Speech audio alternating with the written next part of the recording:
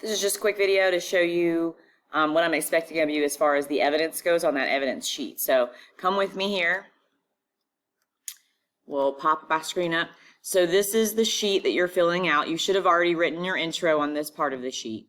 So on this second part, each of your 3 reasons should go here. So like if my reason was that pizza is delicious, right? That's my first reason. I'm going to make sure that goes up to the top line so that this is all one line. All right, there we go. Pizza's delicious is, so I need to have a quote here. I'm going to go to my research. So I'm going to say, according to Pizza Rocks, that's the name of my article,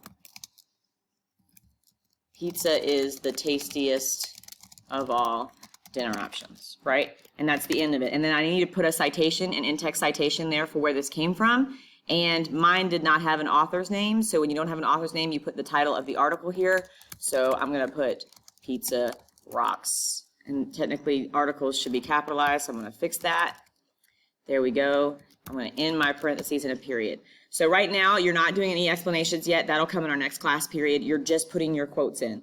Do remember that when you're putting your quotes in, first of all, your quotes have to come from your sources. So let's say I went here and all right, let's say I opened up one of these articles. Remember, this is my Gale article. This says that my author is the American Anti-Vivisection Society. That would go in the parentheses if that's what went first in my citation. So if I scroll down here to the bottom and I look at my citation, that is what's first in my citation. So that's what I'm going to put in parentheses. So, but your pro-con articles, which are a little trickier,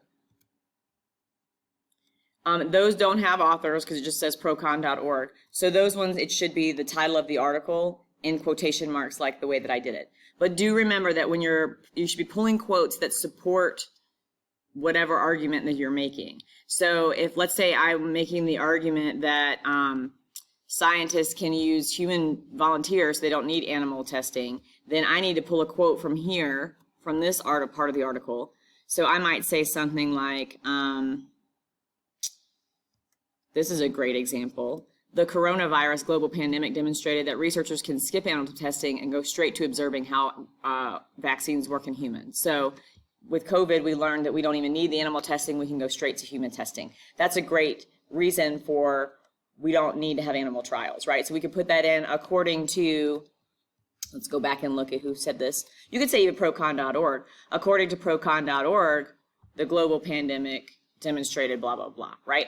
So your task today is to just go in, find your quotes from your research that support your reasons, right? So if the reason is that pizza is delicious, I need to have a quote that proves that pizza is delicious.